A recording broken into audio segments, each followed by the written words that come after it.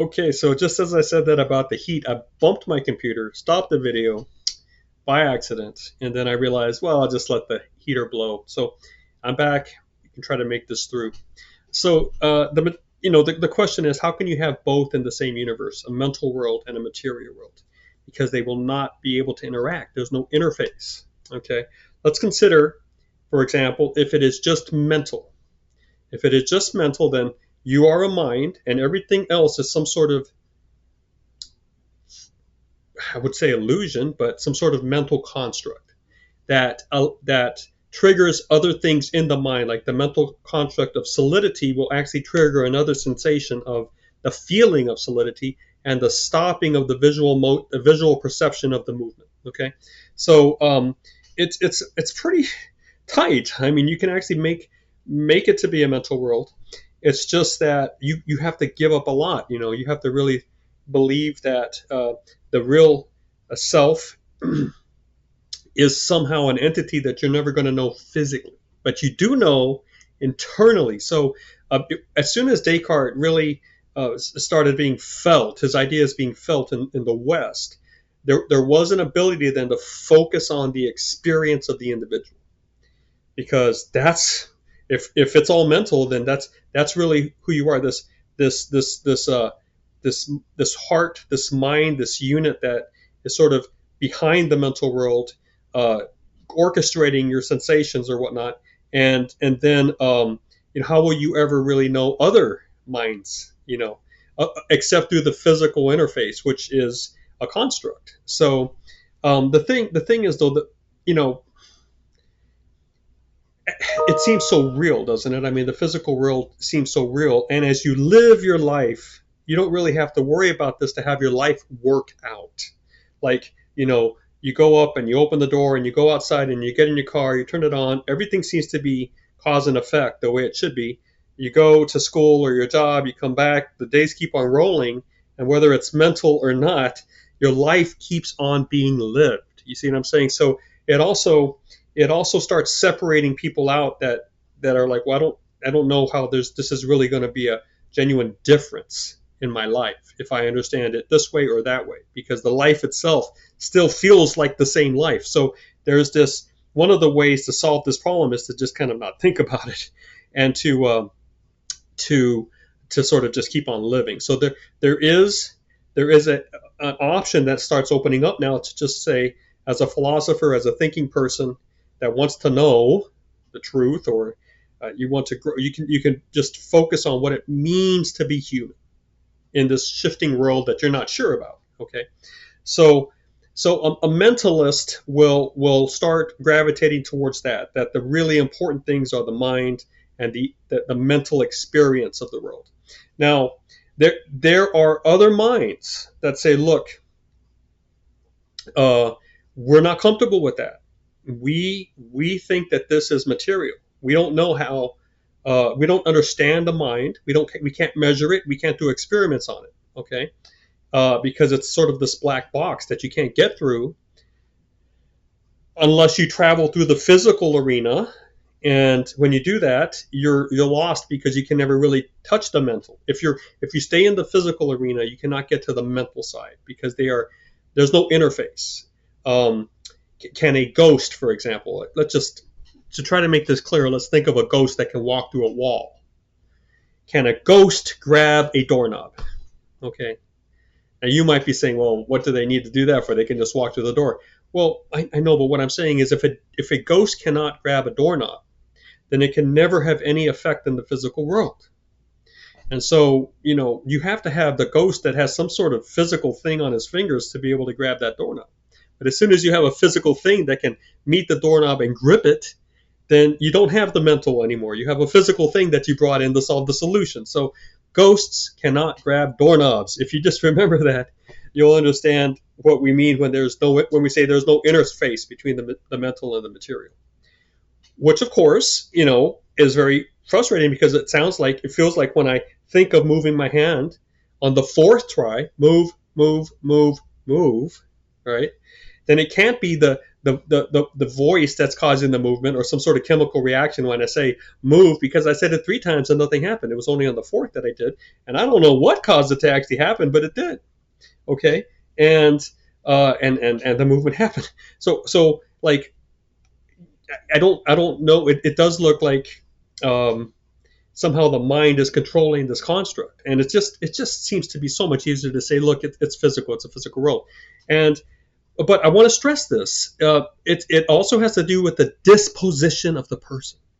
A person might say, I am much more comfortable saying that if it's either going to be spiritual or mental, physical, I want the physical. I don't want the spiritual. I want the physical. Okay. Now there are that's very interesting, that a person could have that sort of orientation that says no to anything that we cannot measure scientifically.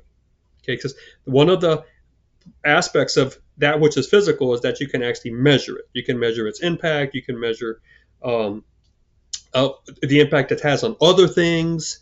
You can cause it to change direction in its movement, and this is really the measurement of the movement thing is really the core drivers of a controlled experiment. Okay, so now I know that current views of physics will lead into this gray area of, well, you can't really measure this, but then we would say, well, that's hypotheses, and that's the part of science that is faith based. If you can't ever measure it, then how do you know it's actually there? Okay, um, so the material is that which can be measured, and if you believe in only that, then you cannot really believe in a mind or a self, because you can't measure that. All you can measure are the hand movements and the voice and the stuff that's happening on the inside, and the charges and everything that is being involved in this physical world of measurement, the electromagnetic charges, if you will. So it's very hard to weigh a soul, right? So if you're going to just have a pure materialistic mindset of the world, you cannot believe in the soul. Okay, if you do, then you are making room in yourself for two mindsets: one, the material mindset, and the mental mindset, or the spiritual mindset. And then you are actually falling into the third category, which I'm going to talk about right now. So you have the mentalists and you have the materialists. Both of them have problems, right? Because if you're a mentalist, it just seems so real. If you're a materialist, it just feels like you have a soul. It feels like you really have an identity that's more than your brain, that's more than electrical circuits, right? It just feels that way. So now both of those people in both of extreme views will say it doesn't matter how you feel. The case of the matter is this, right? So the third category is people that just say, I don't see how being in one camp or the other actually changes the lived experience I'm going through right now. So I'm just going to kind of use both of them as sort of two belief systems that I can just mix and match and make my way through this world. I believe in the soul, and I believe in this table, or this the skull, or whatever, the glasses. Okay, so the other two camps, the materialist and the mentalist, will say, well, you're embracing contradiction. There's no way that it can be both. That's what they say. And the third camp says, yeah, I don't care. This makes me feel the most comfortable in my environment. I believe I exist. I believe the world exists. Full speed ahead. Let's go and start a business or something. So there's this notion of, do we really have to figure this out? Because what's happening on the ground seems to matter most to us. Am I repairing relationships? Am I growing as an individual? Am I finding success, whatever that might be? Am I finding romance? Am I getting healthy? Am I conquering fears? There's this human experience that all of us have. And the person that says, well, what does it matter? Is beginning to focus on the human experience. Okay. So now, and that also has sort of a prima facie sort of power to it. Now, the word I just said is prima facie. Now, what that means is, on the surface, or at first glance. It looks like it completely makes sense, right? So just living in a world where you believe you exist along with things, where you believe the mind, the soul exists along with doorknobs and, hands, right? Because how can a ghost grab a doorknob? So how can a mind move a muscle? Okay, well, big old question mark. Okay, but just to kind of say, relax. Everything does seem to work that way. Prima facie, prima Prima at first, and then facie is the surface. Facie. You're just basically saying on the surface that's exactly what it looks like. So let's just go. But many people would say, well, that really doesn't work. And then you would say, well, it doesn't matter. It just seems to be able to help me live my life. Okay. So consider, for example, the movie Magic in the Moonlight. If you haven't seen that, I would say you need to see it. You have now. It's interesting that the persons that are related to the mental world, the spiritual world, are actually sham. They're fake. They're all fake. So right there, Woody Allen is making a point, right? But on the other hand, the human experience is certainly stressed, right? There's no part in the movie that says, "Oh, we're just atoms and electrical charges, so who cares about anything? Let's just die right now," And no, there's no that movie is not a movie of despair. That movie is a movie of love and hope, right? What is the solution at the end? Don't think about it. Don't think about, is there a God who hears prayers? Can you just find someone to love? That's where the magic is. That's where the human feels most alive. Okay. Now there are certain places in the human experience where one feels very much alive. When you're hanging off the side of El Capitan without any ropes, you're going to feel very much alive. And I'm referring to the movie called Free Solo, which is not really a movie, but a documentary of an actual event by Alex Honnold. And he just yesterday accomplished another event by climbing some huge skyscraper in Japan, I believe, without any ropes. But when he's on the edge and one bad move kills him, he's alive. Existentially, the quality of the experience is turned up. Well, guess what?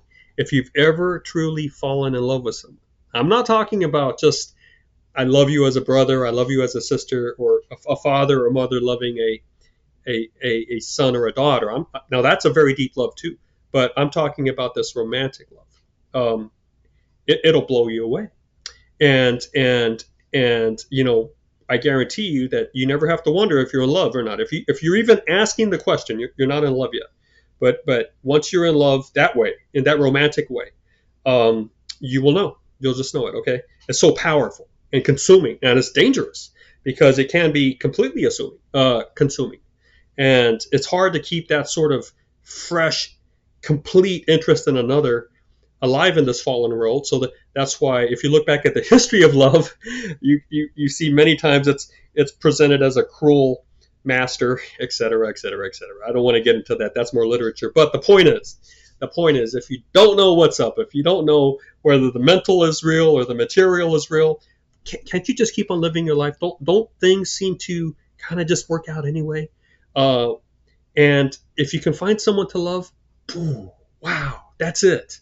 That's it. So if you are interested in how now Hollywood is important here. I'm not going to present a make-believe story, a fiction story, as factual. However, if you want to go to the deep truth, you need to go to our storytellers, because in good fiction is truth. Okay, and you find out the truth of many things in there, and you have to be able to sense it out, though. But what I'm saying is, you don't get to the level of storytelling that major books are at, movies are at, without some group of people believing in the story. And when it exists as a narrative in our culture and is talked about and referred and recommended, it's because it is resonating with some people enough so that it becomes something that you should study. If you are moving forward with lifelong education, you're going to have to, I think, finally believe in movies as a great conduit for discussion of ideas and presentation of core ideas.